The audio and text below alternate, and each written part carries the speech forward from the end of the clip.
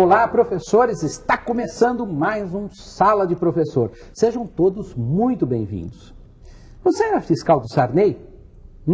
Você lembra do Plano Cruzado e do Cruzado 2, então? Nossa!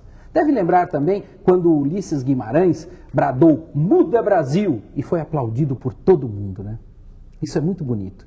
O processo de redemocratização vivido por nós recentemente tem figuras e histórias extraordinárias.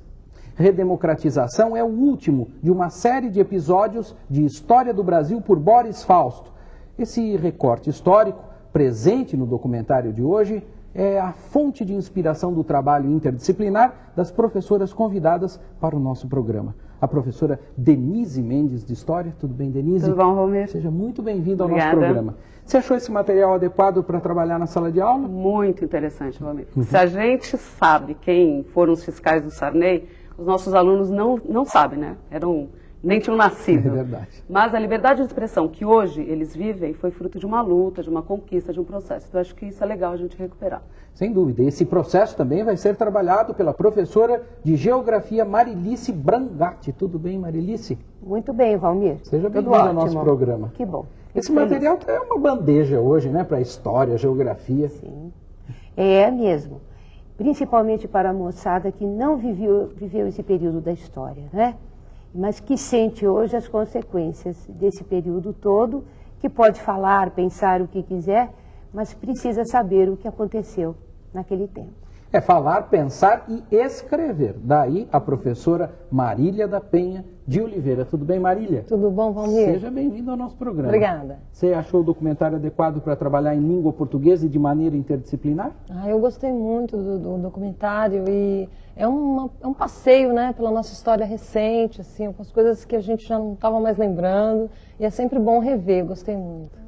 Recordar é viver. Então grave esse material porque daqui a pouquinho nós estamos aqui trabalhando na redemocratização do Brasil. Vamos lá.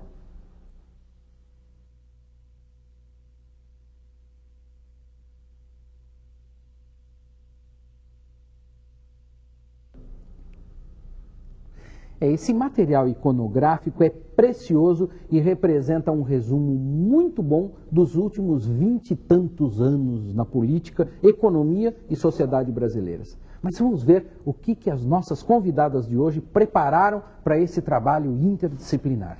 Eu acho que esse trabalho vai começar com a história, não é isso, Dê? Vai começar assim, Valmir. A nossa proposta é que, primeiro, antes de tudo, passar o vídeo para eles, que é bastante interessante, bastante rico, uma pesquisa iconográfica maravilhosa. Depois, para a gente entender redemocratização, precisa ser entendido o que é democracia. Tá? É isso aí. Então, a gente vai trabalhar como? Primeiro, recolhendo deles qual é a noção de democracia que eles têm. Trabalhar com esse conhecimento prévio. O professor provavelmente vai encontrar uma definição que é a mais comum, de que democracia é votar. E, na verdade, não é isso, né? Votar é apenas um dos pontos de exercício dessa democracia. Bom, feito isso, passado o vídeo, construído esse conceito primeiro de democracia, aliás, Denise, seria até interessante também, vou dar uma sugestão, que se perguntasse para outros colegas de outras turmas, né, de outras séries, que ele fizesse um levantamento pela escola, geralmente família, quer dizer, fizesse um pouco de suspense da continuidade do trabalho, né? Que outros professores pudessem auxiliá-lo, pudesse colocar uns cartazes na escola assim, o que é democracia? O que é democracia? Bom. O que é democracia? Porque isso funciona, eu já fiz isso com estudantes, e isso funciona, fica todo mundo curioso, o que são esses cartazes aí na escola? Por que está todo mundo perguntando o que é democracia? Então essa é uma coisa interessante, viu, professores? Porque os estudantes vão trazendo um tipo de conhecimento, um manancial de conhecimentos, né, que normalmente não ficam assim dispostos. E esse material é muito rico para ser trabalhado. Não, e o que é interessante, porque democracia não é algo que existe por si só, entendeu? Sim. Ela existe enquanto prática. Não adianta existir na lei se ela não existe na prática. E a democracia é construída culturalmente. Então é interessante também ver, sempre tivemos democracia. A democracia brasileira é igual à democracia quando ela surge na Grécia, né, que é um termo que surge na Grécia Antiga. Então, ver historicamente como a prática democrática e a ideia do que é a democracia ela varia e ela faz parte de uma prática mesmo. E mostrar no vídeo, depois voltar com os alunos para criticamente repensar qual era o senso comum, né? E ampliar, né, esse conceito de democracia como práticas de participação popular, de encaminhamento de questões que fazem parte do seu dia a dia. Além de passar o vídeo, você acha que a gente deve passar também trechinhos do vídeo para discutir? Principalmente esses trechos onde mostra participação popular, como é através da sua manifestação que você vai garantir a democracia. Tá certo. Agora, essa questão da legitimidade também é muito importante, Sim, né? porque quando eles retomam a questão do voto, né, democracia é votar, tudo bem, é muito importante. É uma conquista realmente você poder eleger pessoas que vão ser seus representantes nas várias instâncias políticas que a gente tem. Só que depois que você vota, a maioria faz o quê? Esquece, não acompanha mais a prática que esse seu representante vai ter, seja na Assembleia, no Senado, na Câmara ou na Presidência. Sim. Então, esse representante só é legítimo enquanto ele representar realmente os seus desejos e aquilo que foi prometido e colocado, a sua postura. Então é interessante ver na prática, no vídeo da redemocratização, como também você é capaz de retirar esse representante quando ele deixa de ser legítimo, quando ele não mais representa a vontade da maioria. É verdade que não é um processo simples, não é um processo fácil e bastante trabalhoso e deve ser evitado, mas é um processo possível dentro da democracia. E é interessante também porque é possível fazer uma comparação com democracias ao redor do mundo, porque cada tipo de democracia tem as suas vicissitudes, suas características. Né? E aí a gente, obviamente, vai pensar, até mesmo por contraste, na democracia brasileira. Né? E eu acho que é aí que vai entrar a geografia, mas antes da geografia entrar, eu quero um depoimento de um professor. É isso aí, a gente poderia ter mais um, mais dois, mais três, mais vários professores aqui, trabalhando conosco na nossa sala de professor, mas nós escolhemos o depoimento do professor Paulo Portela Filho, professor de arte. Veja só se essa não é uma bela porta de abertura para o trabalho da redemocratização no Brasil. Vamos a ele. Eu aqui gostaria de fazer algumas sugestões, tanto do ponto de vista no plano internacional quanto no plano nacional, de algumas abordagens que você pode utilizar com este material.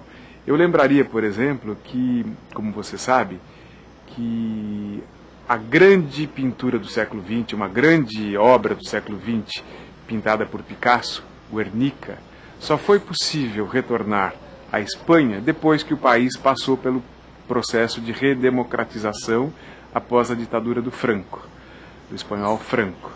Esta obra é uma obra emblemática do século XX e, no entanto, os espanhóis só tiveram possibilidade de vê-la depois que o país entrou neste processo novo.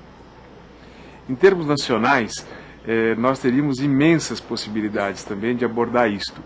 Como o vídeo trata parte especificamente de um ponto, eu gostaria de sugerir que você pensasse na possibilidade de investigar com os seus alunos a questão de todo o grande movimento que existiu na campanha das diretas já, por exemplo, que absorveu uma grande quantidade da melhor massa pensante nas artes plásticas do país, por exemplo, para ajudar nesta campanha de redemocratização política entre nós. Eu acho que este fato pode, por exemplo, fazer com que você leve seus alunos a se interessar pelo trabalho de um artista paulista chamado Marcelo Nietzsche, responsável pela coordenação geral de todas essas imensas atividades que também resultaram no processo de redemocratização do país. E, quem sabe, estudar com os seus alunos o papel do movimento 25 de janeiro pelas diretas já, os artistas pelas diretas, porque você pode ter uma grande contribuição para o estudo deste período e destas questões de liberdade de expressão. Todo mundo tem as suas Guernicas, né? E essa é a porta de abertura para o nosso trabalho interdisciplinar na geografia aqui no Brasil. Não é isso, Marilice? Sem dúvida. Infelizmente, nós também temos as nossas Guernicas, né? E nesse período elas foram várias. Desde a manipulação de dados referentes à inflação, referentes à própria política, à economia, o Brasil visto como um país que crescia a olhos vistos, quando na realidade isso não era uma verdade. Nós vamos ver que os problemas regionais se acentuam enormemente nesse período, onde apenas o sudeste brasileiro vai se desenvolver e vai abarcar todas as riquezas nacionais. Aqui estão as melhores universidades, a sede das grandes empresas, o capital multinacional veio para cá, abriu empresas e precisava de trabalho. Só que a mão de obra não especializada que precisava levantar e movimentar tudo isso veio de outras regiões brasileiras. E, infelizmente, nós vamos ver que o acesso aos bens culturais, o acesso à boa educação, ao acesso à melhor moradia, enfim, ficou restrito a essa região do Brasil. Enquanto que as outras sofreram demais com isso. Os mais baixos salários, a rede educacional de pior qualidade. Se precisasse de um hospital, ele ainda não existe em muitas regiões. Nem posto de saúde ainda encontramos. Mesmo nessas regiões mais privilegiadas, mais ricas, também isso é possível ver. Nós encontramos bolsões de miséria nas grandes cidades. Exatamente. Né? Então, infelizmente, esse acesso a esses bens ainda é altamente questionável. Então, nós votamos, nós elegemos os nossos representantes, mas isto será, como disse a Denise, uma representação real de democracia? Ou a real democracia ainda está para ser conseguida no nosso país? Então, como temos que fazer e lutar para conseguir que o brasileiro possa se beneficiar de uma coisa que é de seu direito, mas que infelizmente ele não tem acesso. E essa discussão feita na sala de aula possibilita os estudantes pensarem sim, propostas, muito. é claro, enxergar, ver, caracterizar, diagnosticar é fundamental, mas parar aí é pouco. Sim, sem então, dúvida. é por isso que tem uma outra etapa nessa Sim, parte do trabalho. Sem dúvida alguma, pesquisa estatística é muito interessante e favorável para tudo isso. Porque olhar o dado apenas é muito simples. Ou você vai à internet, ou você abre um livro, você pesquisa. O importante é saber ler e interpretar esses dados para que você, professor, incentive seu aluno a ser um cidadão crítico, consciente dos problemas e legitimamente preparado para enfrentá-los. E aí, então, ele vai começar a pensar algumas soluções para problemas simples. É claro, a gente exercita a partir das coisas mais próximas e vai ampliando esse nosso leque de ação. E aí, então, ele vai começar a pensar quais são soluções para problemas na comunidade. É isso, Marilise? Principalmente se agir no social, não no individual, né? No engajamento social, que hoje é o que no Brasil mais se reflete como o que se deve e se pretende aqui dentro. Né? Claro. E à medida que esse processo vai acontecendo, o processo de redemocratização também trouxe uma série de mudanças de hábitos, inclusive mudanças linguísticas. Até nós estamos fazendo um levantamento de algumas palavras, né? Que nós somos de épocas anteriores a esse processo de redemocratização. Sim. Um pouquinho anteriores. Só um pouquinho. Só um pouquinho anteriores. Então nós estamos lembrando de algumas palavras interessantes, como por exemplo a palavra aparelho. Né? Hoje em dia você pensa aparelho, pode ser um aparelho de televisão, pode ser um aparelho para fazer limpeza, etc. Aparelho, na nossa época, era uma outra coisa, né, Dê? Organização política, né? Não era muito bom falar em participar de um aparelho, quebrar um aparelho. Era muito perigoso. Então, essa mudança de significados também das palavras são coisas interessantes de serem pensadas nesse resgate, né? Como é que é a sua escola, aquela região onde está a sua escola hoje em dia, na época, nesse processo, ao longo desse tempo de redemocratização? É uma coisa interessante, né, Marília? Eu acho que o papel do professor de língua portuguesa é muito importante, né? Porque, como bem disse a Marilise, quer dizer, um aluno que não souber ler e interpretar, ele vai perder muito a capacidade de engajamento social dele. Né? Então, o que nós esperamos do aluno? Né? Que ele saiba se comunicar nos diferentes níveis de linguagem, né? Que ele saiba se posicionar e que ele consiga interpretar essa mensagem que está sendo passada, que está sendo enviada. No vídeo, o Boris Fausto, ele coloca várias situações, vários períodos do Brasil, né? E alguns deles, como você bem disse, as palavras, a mudança de significado das palavras. E algumas que eram simplesmente proibidas. Né? E eu estava falando para vocês que eu me lembrei de um professor meu da faculdade que disse que na hora de ensinar uma escola literária, o arcadismo, onde havia uma expressão latina, o carpe diem, né, quer dizer, aproveitar o dia, eles não podiam fazer isso porque achavam que tinha alguma relação com fazer a hora da música do Vandré, e aí proibiam, né, essa expressão. Então, assim, essa possibilidade, né, de você se posicionar vai depender de como você interpreta, de como você faz essa leitura. E aí, por que o papel do professor de português, como eu disse, é muito importante? Para que ele consiga mostrar ao aluno, né, as diferenças. Então, assim, a linguagem referencial, onde que ele tem que ser objetivo, onde que ele deve usar a expressão no seu sentido denotativo, no sentido real, né, buscar aquela palavra no dicionário mesmo, se for o caso, né? E nos outros níveis também, no nível metalinguístico, quando ele usar o próprio código, a palavra, a língua portuguesa, para falar desse próprio código, né?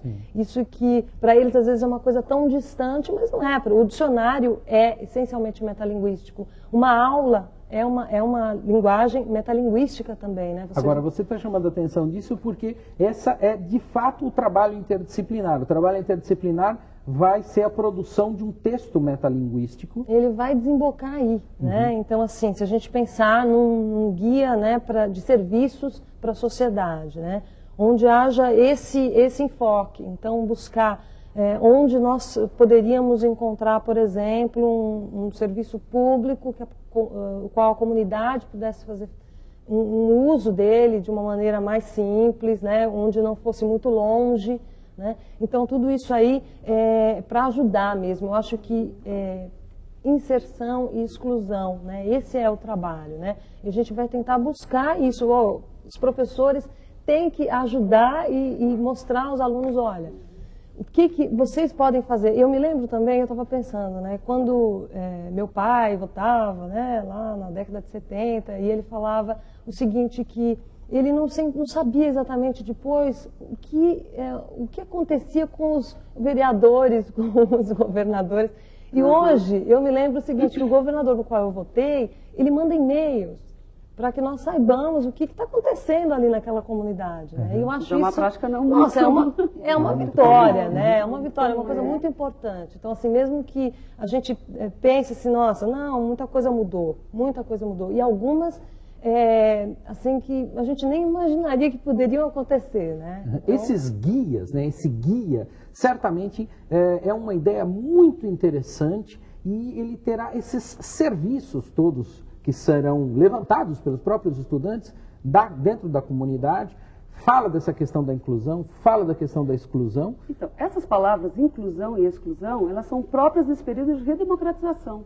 Porque quando não havia democracia, esses termos não eram nem comentados, né? Não existia essa preocupação.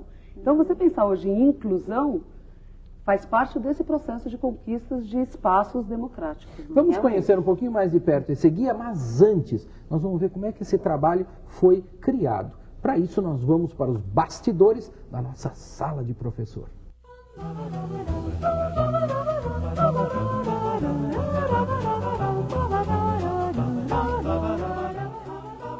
A gente estava pensando no seguinte, né?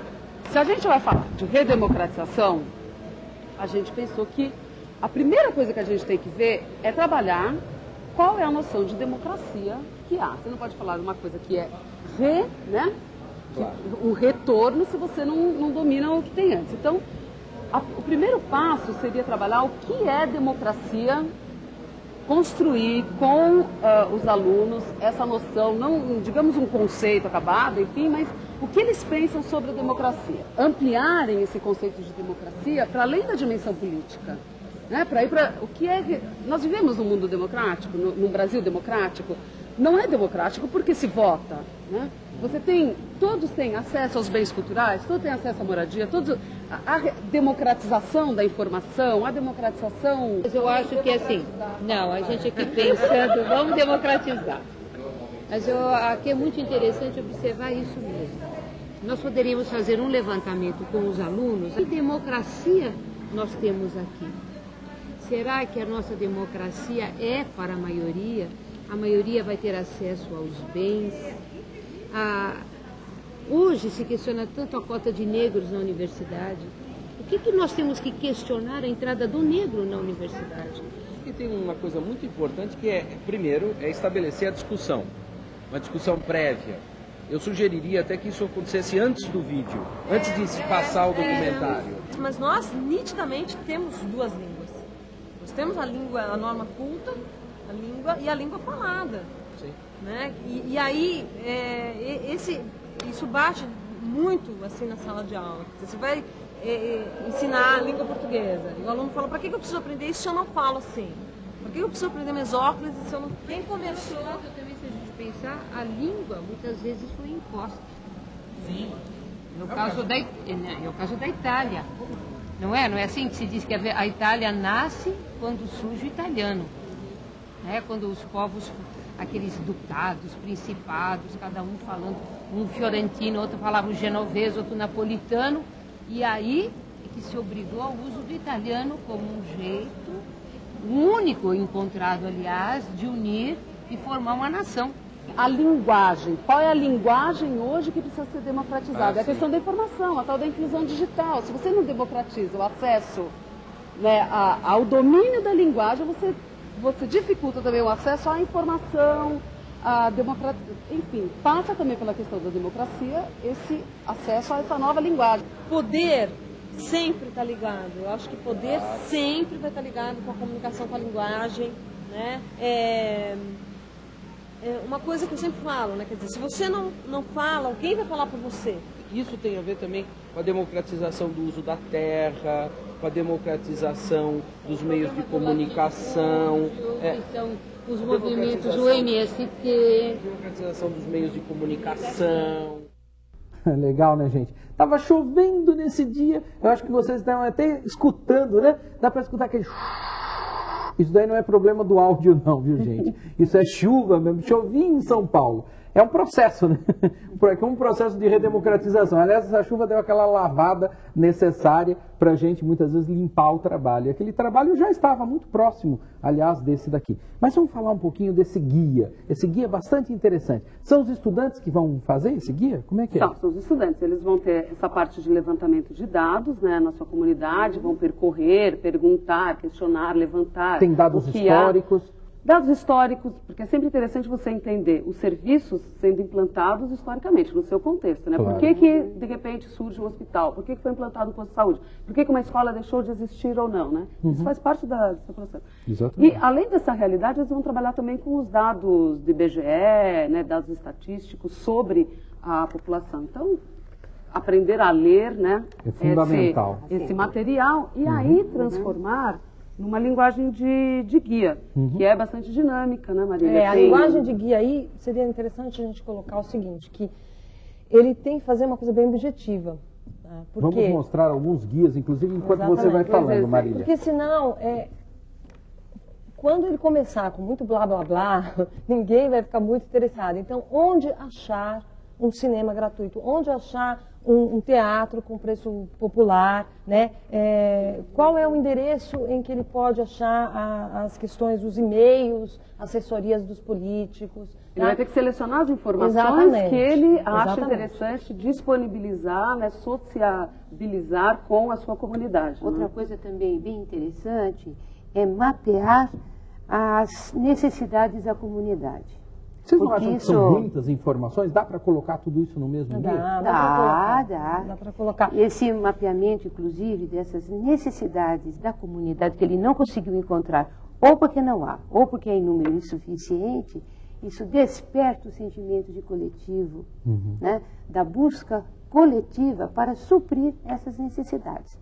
Ou aí ele vai procurar a instância superior, ou ele pode procurar o político daquela região. É legal ele também fazer essa informação do que é um vereador, o que é um deputado, uma Assembleia Legislativa, um Senado, uma Câmara.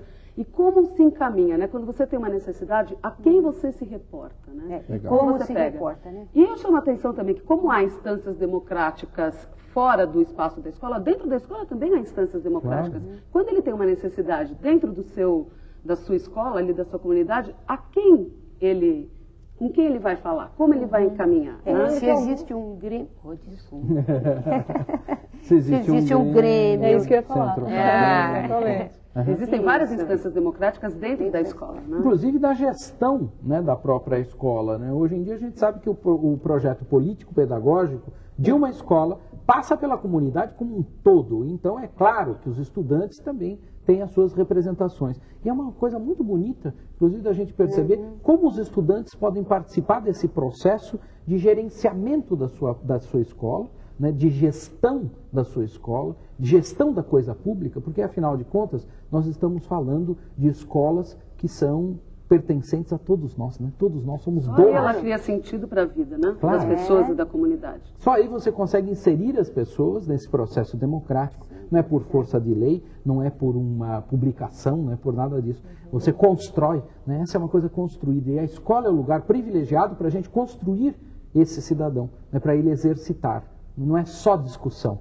Tem uma etapa de discussão anterior, mas depois esse guia ajudará muito para que as pessoas, inclusive, possam tomar conhecimento do seu espaço de participação. E, além de tudo, é só através da educação também que o cidadão pode perceber até que ponto ele está incluso nessa sociedade ou ele está excluído dessa sociedade. Até que ponto a democracia real favoreceu essa inclusão ou exclusão. Esse guia, aliás, professores, deve ficar dentro da biblioteca da escola ou num lugar que todas as pessoas da comunidade possam ver, que os estudantes também possam ver, claro, mas que as pessoas da comunidade possam encontrar essas informações aí. Se tiver a possibilidade, pode ser online. Por que não? Exatamente. Se tiver, seria bem interessante. Um guia. A gente tem que, é importante lembrar da plástica também, né? Tem que fazer uma coisa bonitinha. Então, assim, acho que a preocupação com a diagramação, quais fotos que ele vai colocar, ou fotos, ou mesmo desenhos. Eu acho que sempre existem pessoas ali que têm um viés artístico, né? Mais legal, então podem desenhar, né? E deixar uma coisa bonitinha, né, pessoal? Acho que o professor vai saber avaliar isso, e os alunos também. Eu acho que os alunos sempre gostam, né, de fazer aquilo que é melhor, né? Assim, conseguem. E o visual, a plástica disso é muito importante. Tá certo. Vamos às etapas do nosso trabalho interdisciplinar de hoje, que está muito bom. Eu gostei bastante. Primeira etapa. Passar o vídeo na íntegra, né? Depois, trabalhar com os conhecimentos prévios dos alunos, para que possa ser feita uma elaboração coletiva de uma primeira ideia de democracia, né, Denise? Aí ver historicamente, projetivamente isso. Evolução. Terceira etapa, levantamento histórico desse sistema dentro do Brasil. Tá certo. Depois, a ampliação do conceito de democracia, de política para social, cultural, etc. 5. Construir conceitos históricos, geográficos e literários necessários à compreensão do tema redemocratização no Brasil. Perfeito. Pesquisa sobre o acesso aos bens culturais e aos serviços na comunidade em que a escola está inserida. Certo. Mapeamento dos recursos e serviços oferecidos à população local. E, finalmente, a elaboração e apresentação desses produtos finais em grupo ou online, se for o caso. Na forma de um guia. Na forma de um guia. Quero agradecer muito a presença de vocês hoje aqui no nosso Sala de Professor. Adorei o trabalho, vale a pena fazer e vale a pena guardar dentro da escola. Bom, eu espero que vocês se inspirem nessa sugestão e em tantas outras que os nossos convidados constroem a partir dos documentários exibidos na grade de programação da TV Escola. Eu tenho certeza que todos vocês conseguirão fazer trabalhos excelentes aí nas suas escolas, respeitando as suas realidades locais, que são fundamentais, particularmente nesse trabalho. Espero vocês para a nossa próxima Sala de Professor. Tchau, tchau. Fiquem ligados na programação da TV Escola, hein? Bom trabalho!